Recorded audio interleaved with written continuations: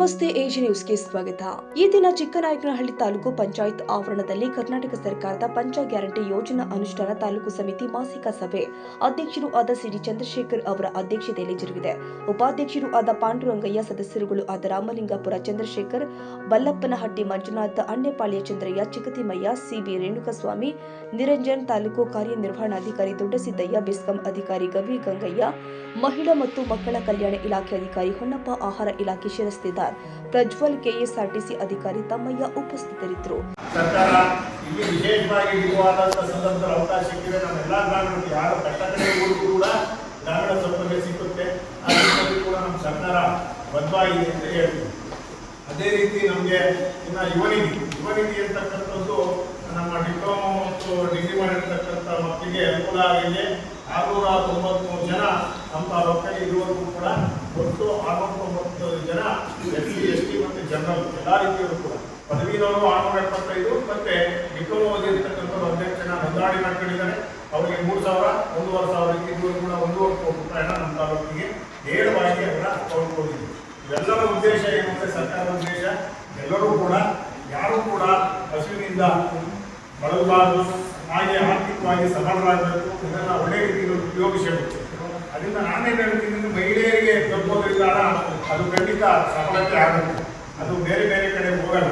ಅದರಿಂದ ಅವರು ಯಾವತ್ತೂ ಕೂಡ ಹಣಕಾಸು ವಿಷಯದಲ್ಲಿ ಹೆಣ್ಮಕ್ಳು ಮಹಾಲಕ್ಷ್ಮಿ ಇದ್ದಂಗೆ ಅದನ್ನು ಒಳ್ಳೆ ರೀತಿಯಲ್ಲಿ ಉಳಿಸ್ಕೊಂಡು ನಮ್ಮ ಕುಟುಂಬವನ್ನು ಬೆಳೆಸ್ತಕ್ಕಂಥ ಕೆಲಸವನ್ನು ಮಹಿಳೆಯರು ಮಾಡ್ತಾ ಇದ್ದಾರೆ. ಅವರೆಲ್ಲರೂ ಕೂಡ ಧನ್ಯವಾದಗಳು ಅರ್ಪಿಸಿ ನಮಗೆ ಸಹಕಾರ ಕೊಡ್ತಿರ್ತಕ್ಕಂಥ ಯುವ ಸಹಯೋಗಿಗೆ ಮತ್ತು ಎಲ್ಲ ಅಧಿಕಾರಿಗಳಿಗೆ ಗ್ಯಾರಂಟಿ ಯೋಜನಾ ಪ್ರಾಧಿಕಾರದ ವತಿಯಿಂದ ಧನ್ಯವಾದಗಳು. ತಾಲೂಕಲ್ಲಿ ಡಿಪೋ ಆದರೆ ಮಾತ್ರ ತುಂಬ ಅನುಕೂಲ ಆಗ್ತದೆ ನಮ್ಮ ತಾಲೂಕಿಗೆ ಅಂತ ಹೇಳ್ತಾ, ಈಗ ಆಲ್ರೆಡಿ ನಾವು ಕೊಟ್ಟಂತ ತುಂಬ ಕೊರತೆ ಇದೆ. ಭಾರಿ ತೊಂದರೆಯಿದ್ವಿ.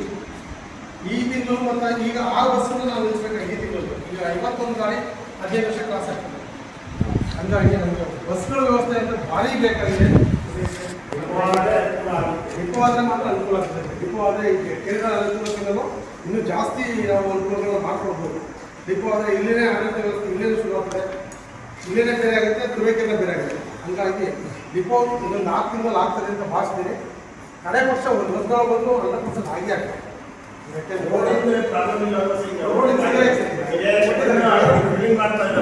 ಅದು ಇವ್ರದ್ದು ಏಮೋದಿ ಚಾನಲ್ ಅಂತೂ ಆಗೋದು ನಮ್ಮ ರೋಡ್ ಈ ಕಡೆ ಮತ್ತೆ ಮಣ್ಣು ಹೊಡಿತಾ ಇದೆ. ಫೆನ್ಸಿಂಗ್ ಹಾಕಿದ್ರೆ ಮಾರ್ಕಿಂಗ್ ಮಾಡಿದ್ದಾರೆ. ಏನು ನಮಗೆ ಮೂರ್ತಿ ಅವರು ಅಗ್ರಿಮೆಂಟ್ ಪ್ರಕಾರ 4 ತಿಂಗಳ ಜುಲೈನಲ್ಲಿ ಕಂಪ್ಲೀಟ್ ಮಾಡಿಕೊಡ್ಬೇಕು.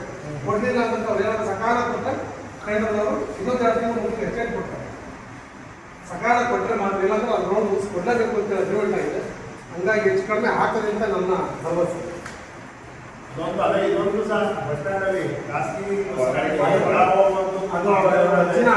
ಮುನ್ಸಿಪಲ್ಗೂ ಕೊಟ್ಟಿದ್ದೀವಿ ಸರ್, ಏನು ಬದಲಾವಣೆ ಆಗಲಿಲ್ಲ.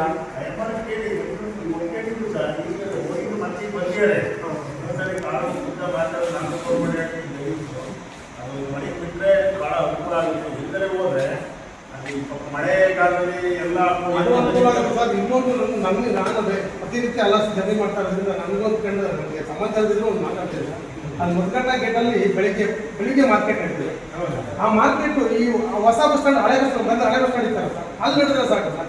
ಪ್ರತಿಯೊಂದು ಪಬ್ಲಿಕ್ಸು ಯಾವ ವೆಹಿಕಲ್ನು ಮೂವ್ ಆಗಿ ಬಿಡೋದಿಲ್ಲ ಸರ್. ಅಲ್ಲಿ ನೀವು ಎಂತ ದೊಡ್ಡ ಲಾರಿ ತಗೊಂಡು ನಿಲ್ಸಿದ್ರು ಅವ್ರು ಅಲ್ಲಾಗೋದಿಲ್ಲ, ಸೈಡ್ ಆಗೋದಿಲ್ಲ ಸರ್. ಹಂಗಾಗಿ ಅಲ್ಲಿ ಭಾರಿ ತೊಂದರೆ ಅನುಭವಿಸ್ತಾ ಇದ್ದಾರೆ ಪ್ರಾಣಿಗೆ ಮಾತ್ರ.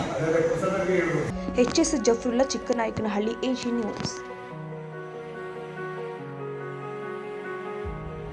ಕನ್ನಡಿಗರ ಮೆಚ್ಚಿನ ನಿಮ್ಮ ಎಜೆ 24/7 ನ್ಯೂಸ್ ಕನ್ನಡ ವಾಹಿನಿ ಇದೀಗ ಟಿವಿಯಲ್ಲಿ ಲಭ್ಯ. ವೇಳೆ ನೋಟಿಸ್ ಕೊಟ್ಟಿದ್ರೆ ವಾಪಸ್ ತಗೋತೀವಿ. ಇವತ್ತು ವಕ್ಫ್ ಪ್ರಾಪರ್ಟಿ ಅಂತೇಳಿ ಬರ್ತದೆ ಅಂತ ಹೇಳಿದ್ರೆ ರೈತರ ಬೀದಿಗೆ ಬದಲು ಏನು ಮಾಡಬೇಕಾಗುತ್ತೆ? ಯಾರು ವೋಟ್ ಹಾಕಲಿಲ್ಲ ಅಂದ್ರೆ ಗ್ಯಾರಂಟಿನೆಲ್ಲ ಸ್ಟಾಪ್ ಮಾಡ್ಬಿಡ್ತೀವಿ.